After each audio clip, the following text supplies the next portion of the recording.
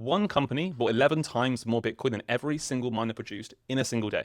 And that company plans to keep buying more Bitcoin, and in the last few months have released more financial products that allow them to continue to buy Bitcoin, regardless of where the share price is and regardless of where the Bitcoin price is. And at least it's going to last for the next 2 years. In this show, I'm going to break down the maths behind Strategy's ridiculously ambitious Bitcoin goals and dive into whether or not this thing is essentially a legal Ponzi or the greatest financial architecture of all time.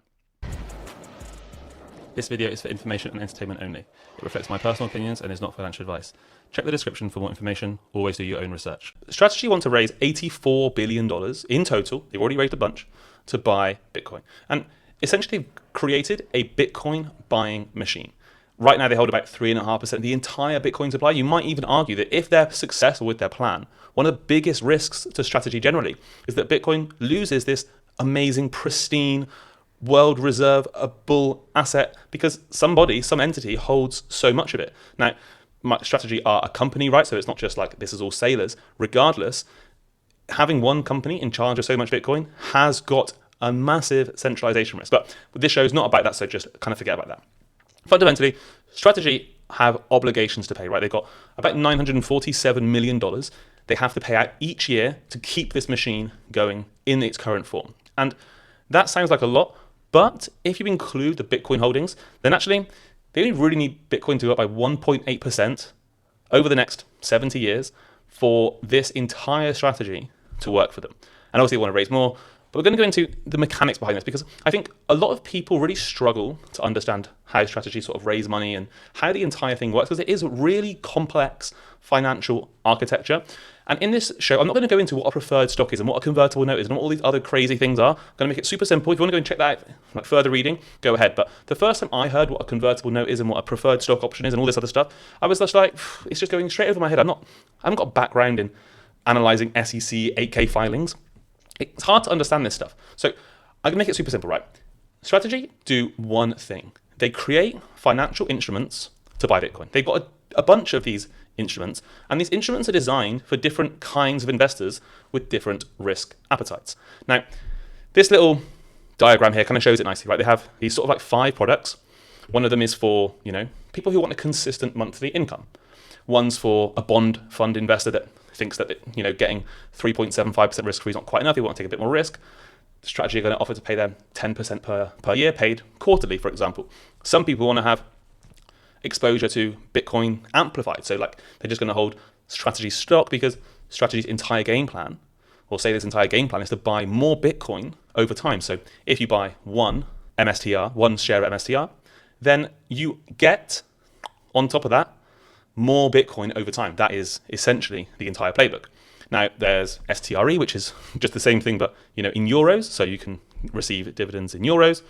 And then there's another thing, right, that basically is like a free lottery ticket. You loan Strategy some money, they promise to pay you 8% per year, and if the stock price is $1,000, $5,000, if it's a lot in the future, they're going to give you some of MSTR shares in the future. But fundamentally, they turn all of their products into buying more Bitcoin. Now the thing with that is, I think just buy Bitcoin, right? Because they have built this cash reserve that was recently announced towards the end of last year, $2.25 billion in cash now, so that they have got this runway to pay all these obligations. Remember we saw above, they've got like $950 million a year in obligations they've got to pay.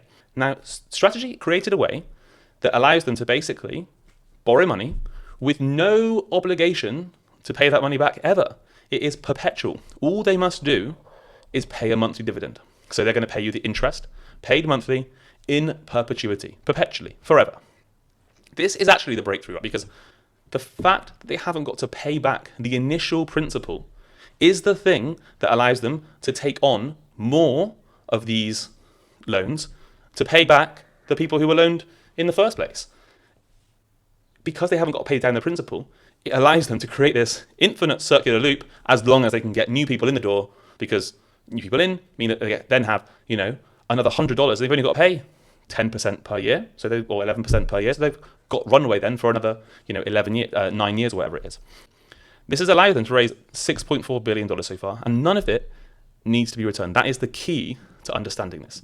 Now, what STRC is, the reason they haven't got to pay it back is because to hold STRC, you must buy STRC on the market. You must buy it like stock. So they have this strategy, but they have this tool that allows them to, whenever STRC, this is the key to understand, because what you'll see if you look into this is volume over $100. Everyone tracks this volume over $100 thing.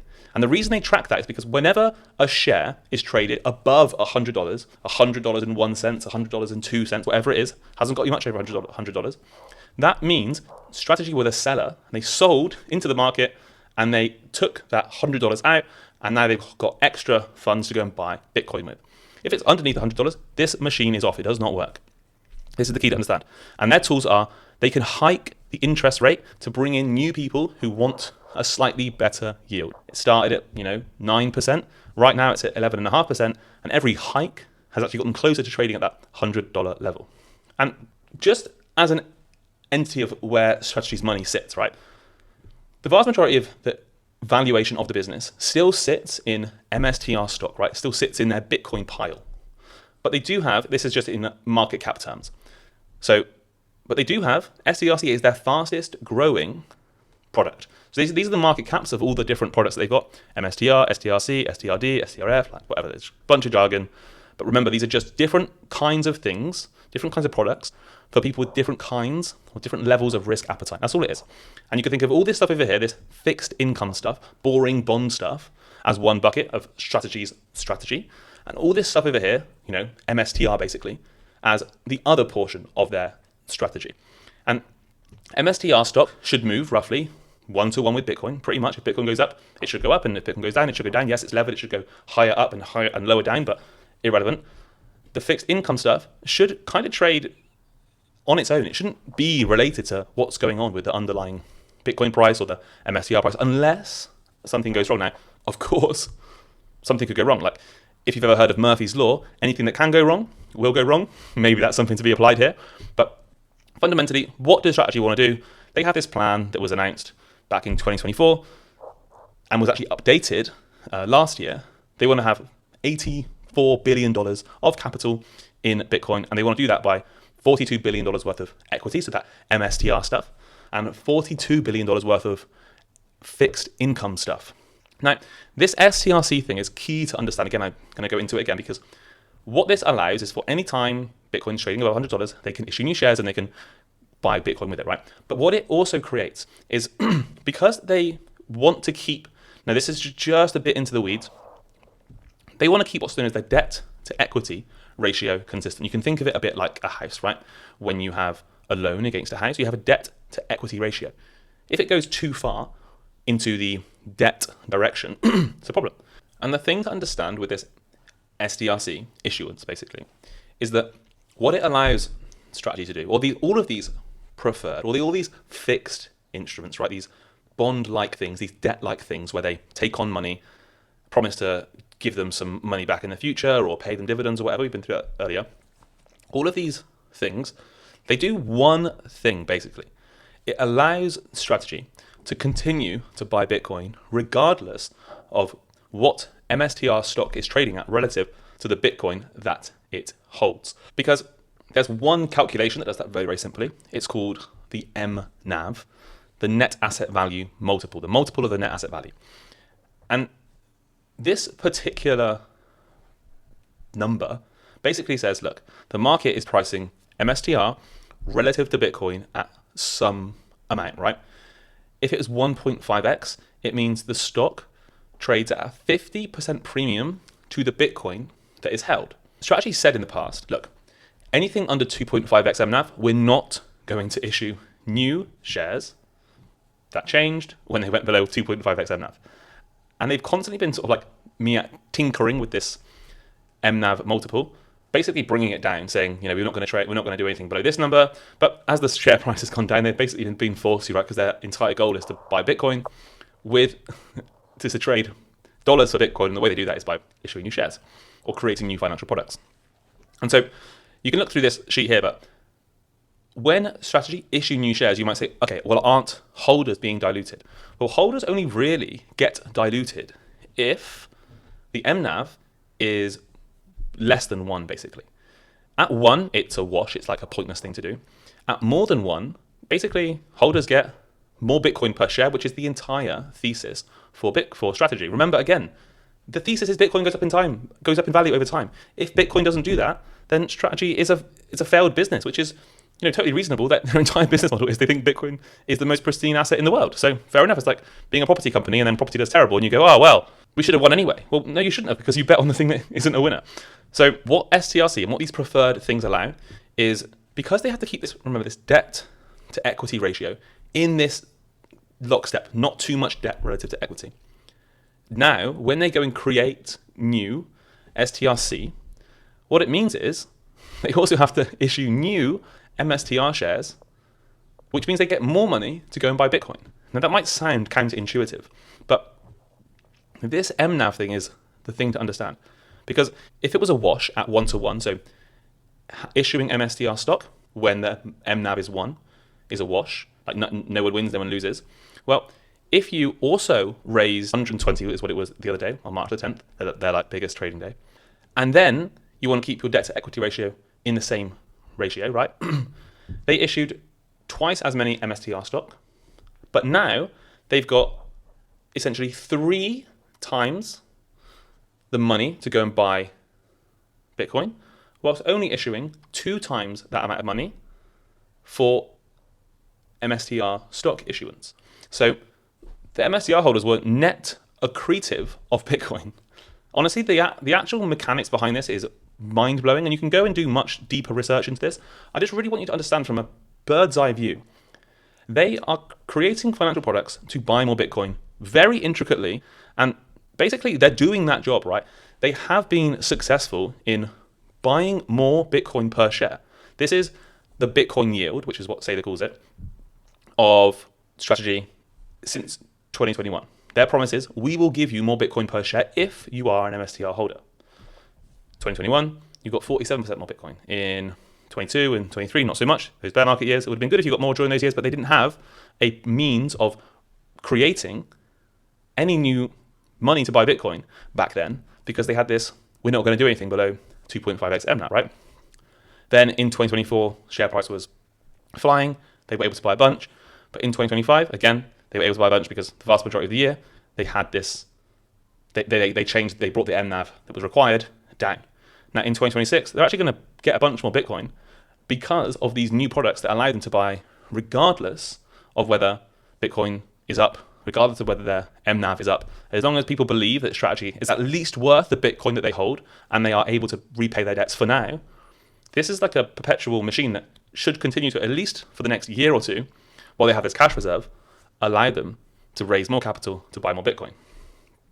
And so this is the key to understand. Before preferred stocks, 1x mNAV was the absolute lowest it could go. Now it can basically go to 0.7x mNAV, and they can still issue new stock to buy Bitcoin, and that's accretive for the Bitcoin yield. Now, we have to go through where all this breaks, because it's kind of a completely crazy idea that essentially you don't get a free lunch. Like, free lunches don't exist. And so this breaks if Bitcoin doesn't, I've said multiple times in this presentation, if Bitcoin doesn't, in this show, if Bitcoin doesn't beat inflation, if Bitcoin doesn't continue to be some place that goes up in value over time, some asset that goes up in value over time, at least beats the dollars that are buying it, this doesn't work, right?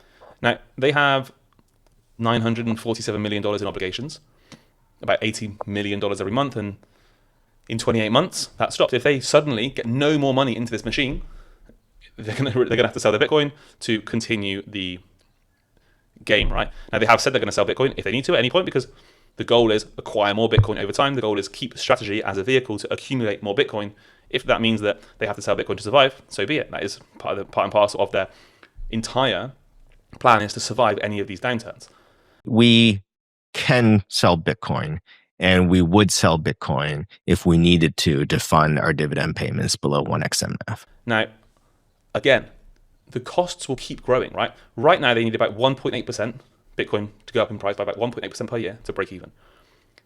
At $84 billion, that's actually more like 3.9%, right? So the more of these preferred stock options, the more of these bonds they take on, the higher Bitcoin price has got to go for it to be worthwhile.